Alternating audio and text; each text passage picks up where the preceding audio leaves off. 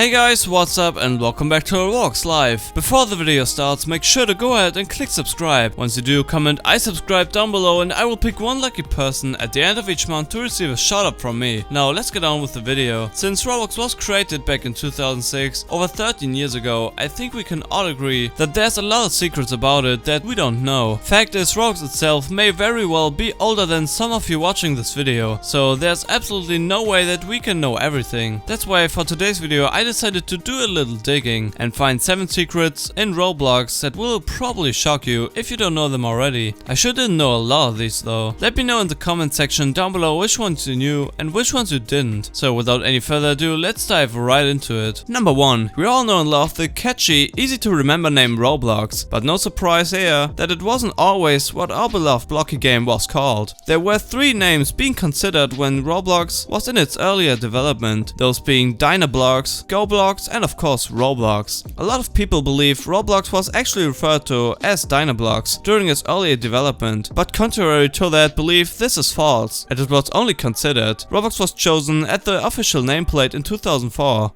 As the other were deemed too hard to remember. Imagine your favorite computer game being referred to as Dynablox. Seems a little strange to think about it.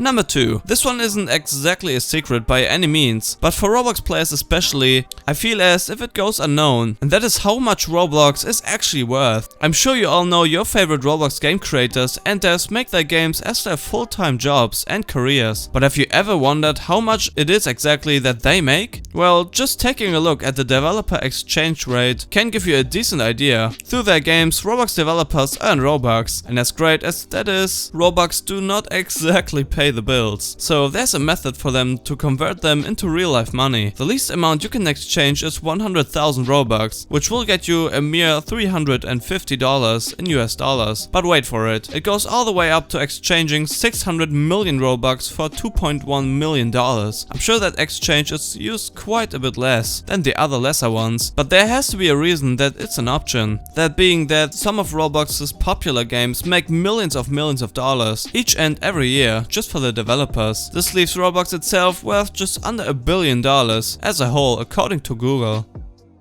Number 3. Before Roblox was as widely popular as it is today, the company actually took precautions to make sure that any player who would get on their side would have another person to play with. So one summer they hired a teenager just to sit and play Roblox with anyone who had happened to stumble upon the game. I'm unsure how long they kept this up for, but I imagine until Roblox itself started getting a decent player base. It honestly sounds like an amazing job, where you get paid for playing a game all day. Granted, Roblox wasn't like it is now. There was a lot of less to do back then, but it's pretty easy money either way though, I imagine. Number 4. I'm sure you all know about the co-founder of Roblox by now, David Baszucki. And how much do you actually know about him? Turns out he's a pretty interesting dude. Not only was he the Roblox co-founder, but he's also an incredibly successful entrepreneur, engineer and inventor. Something else pretty interesting I found out, that he was a radio talk show host for KCSO Radio in Santa Cruz, just a couple of years before Roblox was released. With several awards and a lot of recognition, it's definitely clear that he is a very intelligent man, much deserving for all of his successes this far. Number 5. Contrary to its competitor Minecraft, Roblox doesn't really hold real-life conventions, or at least they don't any longer. They've held a few in the past with the option to go to one you could attend, or you could watch the livestream version of the panels, this one being called BloxCon. They no longer have these type of events though. However, Roblox does have yearly conventions called RDC. However, it is invite only and mainly just for Roblox developers. That way Roblox can teach them all the new updates coming to the game, also allowing the devs and Roblox to brainstorm together to continue making the game much bigger and better.